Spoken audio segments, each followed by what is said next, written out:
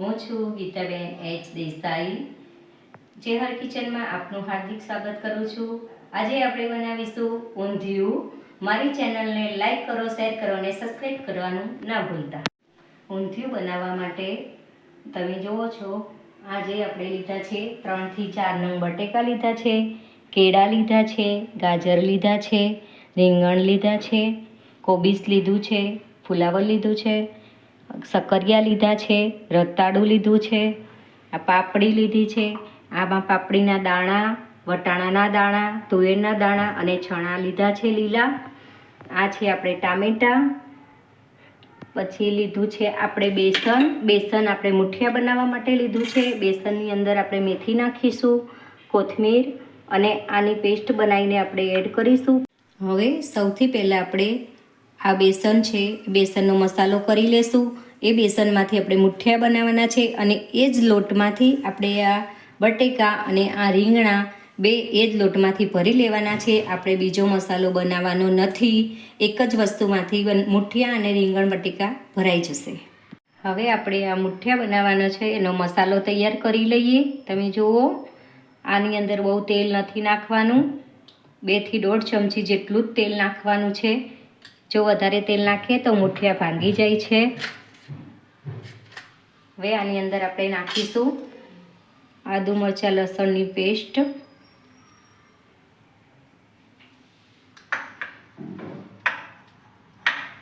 તમે જોઈ શકો છો મેં 2 ચમચી જેટલું આદુ મરચાં લસણની પેસ્ટ નાખી છે।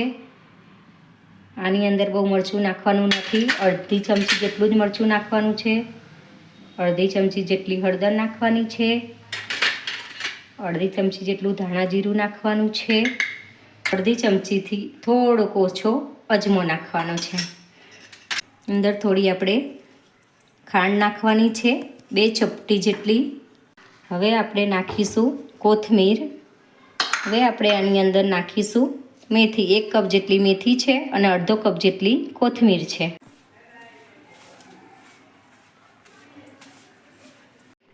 હવે આપણે આ જે મસાલો બેસનનો તૈયાર કર્યો છે એમાંથી આપણે આ રીંગણને આવી રીતે કટ કરી લેવાના છે। હવે આપણે આ રીંગણ, બટેકા અને આ મરચાં કટ કરીને રાખ્યા છે। હવે આપણે એની અંદર આ મસાલો જે બનાવ્યો છે એ આપણે અંદર ભરી લઈએ। જો તમે જોઈ શકો છો, આવી રીતે આપણે મસાલાને રીંગણની અંદર ભરવાનો છે। જુઓ, તમે જોઈ શકો છો, આપણે આ રીતે મસાલો ભરી લેવાનો છે।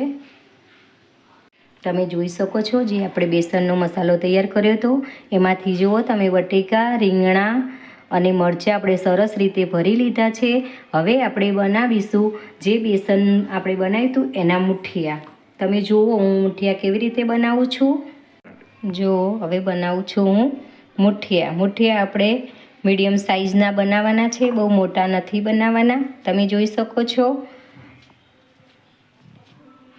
રીંગણામાં ભર્યો છે એ મસાલો તમે જો અલગથી કરો છો તો પછી એનો ટેસ્ટ બહુ સારો આવતો નથી। અને જે મેં અત્યારે બનાવ્યો છે મસાલો, એવી જ રીતે તમે મસાલો કરીને રીંગણા, બટેકા અને મરચાંમાં ભરશો તો તમારો બહુ મસ્ત ટેસ્ટ આવશે। બહારથી લાવીને ઊંધિયું ખાવ છો એનાથી પણ વધારે ટેસ્ટ આવશે। હવે તમે જોઈ શકો છો આપણે ઊંધિયા માટેની બધી જ વસ્તુને અહીંયા રેડી કરી દીધી છે। હવે આ જે વસ્તુ છે એ અમુક લોકો તો બનાવે છે ફ્રાય કરીને, તળીને, પણ આપણે અહીંયા તળીને નથી બનાવવાનું, આપણે અહીંયા બાફીને બનાવવાનું છે। કુકરની અંદર આને આપણે બાફવા મૂકી દઈશું। જો તમે આવી રીતે મૂકી દેવાનું છે છેદની ઉપર, એટલે એ છેદની અંદરથી આ જે નાના આપણે દાણાને બધું મૂકીએ એ બધું નીચે પડી ના જાય એના માટે તમે જોઈ શકો છો મોટી મોટી વસ્તુને નીચે મૂકી દેવાની છે પહેલાં।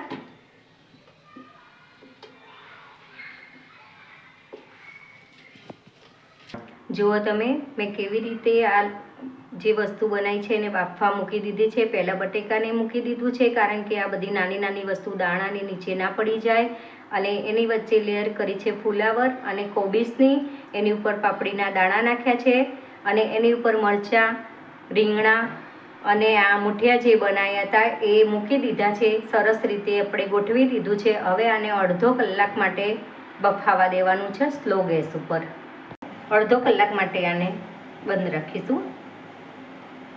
તમે જોઈ શકો છો, જો આપણે કેવી રીતે બાફ્યું છે અને આ બાફવા જે મૂક્યું હતું એ કેવી મસ્ત રીતે બફાઈ ગયું છે. આ જુઓ તમે, રીંગણ બટેકું સરસ રીતે બફાઈ ગયું છે. હવે આને આપણે કાઢી લઈશું.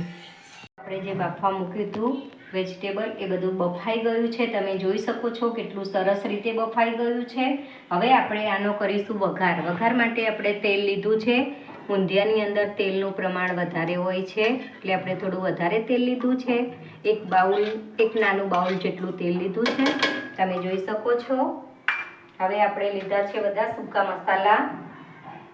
હવે આપણું તેલ આવી ગયું છે, તમે જોઈ શકો છો. આપણે નાખીશું તજપત્તા, સૂકા મરચાં અને અજમો.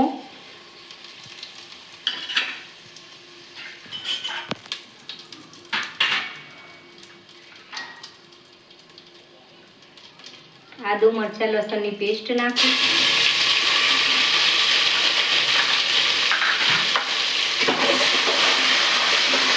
આદુ મરચાં લસણની પેસ્ટને થોડી સતળાવા દેવાની છે.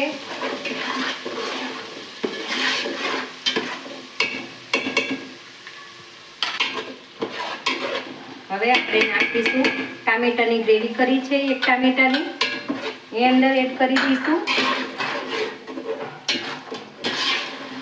ગ્રેવીને એડ કરી છે આપણે. હવે આપણે નાખીશું, અમુક લોકો ડુંગળી નથી નાખતા હોતા, આપણે ટેસ્ટ માટે ડુંગળી પણ નાખવાની છે. આપણે ડુંગળી નાખી દીધી છે. હવે મોટા મોટા 2-3 ટુકડા કરેલા ટામેટા પણ અંદર એડ કરી દેવાના છે. જો તમે જોઈ શકો છો, આપણો વઘાર બહુ મસ્ત રીતે થઈ ગયો છે. આપણું ટામેટું ડુંગળીને એવું નાખ્યું તે સરસ રીતે ચડી ગયું છે.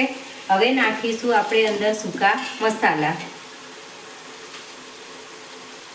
જો તમે જોઈ શકો છો, આપણે 1 થી 1.5 ચમચી જેટલી હળદર લીધી છે એ નાખી દેવાની છે. 1 થી 1.5 ચમચી જેટલું ધાણા જીરું લીધું છે.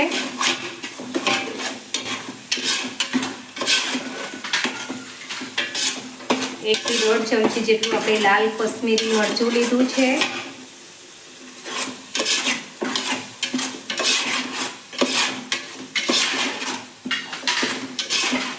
2 ચમચી જેટલો આપણે ઊંધિયાનો મસાલો લીધો છે.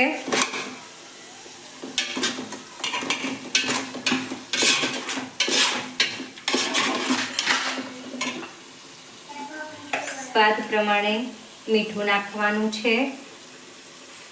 આપણે એમાં કોઈમાં મીઠાનો ઉપયોગ નહોતો કર્યો, હવે પહેલી વાર મીઠું નાખીએ છીએ તો આપણે 3 નાની ચમચી જેટલું મીઠું નાખ્યું છે.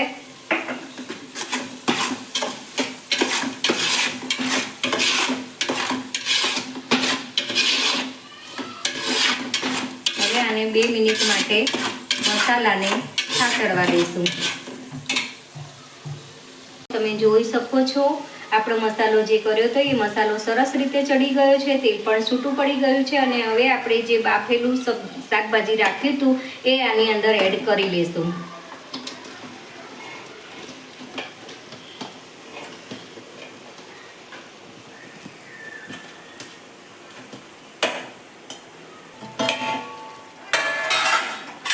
જો તમે જોઈ શકો છો, બહુ સરસ રીતે આપણું ઊંધિયું થઈ ગયું છે.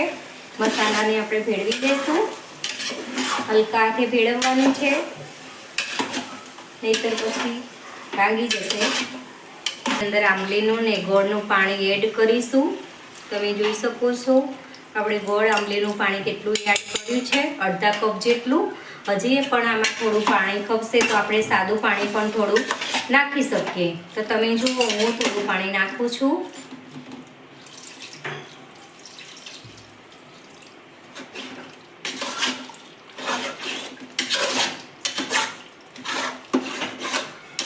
જો તમે જોઈ શકો છો, આપણું ઊંધિયું કેટલું મસ્ત રીતે થઈ ગયું છે રેડી. આ મુઠિયા બનાવીને નાખ્યા હતા એ તમે જોઈ શકો છો. મુઠિયા કેટલા મસ્ત રીતે ચડી ગયા છે અને ભાંગ્યા પણ નથી. એટલે તમે આવી રીતે મુઠિયા બનાવીને નાખજો. હવે આની ઉપર આપણે એક વખત ફરીથી વઘાર કરીને નાખવાનો છે. તમે જોઈ શકો છો, આપણે ફરીથી વઘાર કરવા માટે અહીંયા તેલ આવી ગયું છે. તેલની અંદર આપણે સ્લાઇડમાં અજમો નાખ્યો છે અને આ કાશ્મીરી લાલ મરચું નાખવાનું છે, જેથી કરીને એનો કલર બહુ મસ્ત રીતે ઊંધિયાનો આવી જાય છે. તમે જોઈ શકો છો આપણે વઘાર નાખી દીધો છે, કેવો સરસ એનો કલર આવી ગયો છે. જો તમે જોઈ શકો છો કેટલું મસ્ત રીતે આપણું ઊંધિયું બની ગયું છે, રેડી થઈ ગયું છે અને કલર બી સરસ રીતે આવી ગયો છે. જે પ્રમાણે રસો જોઈએ એ પ્રમાણે રસો બી થઈ ગયો છે. ચલો હવે આપણે સર્વ કરી લઈએ ગરમા ગરમ ઊંધિયું અને પૂરી.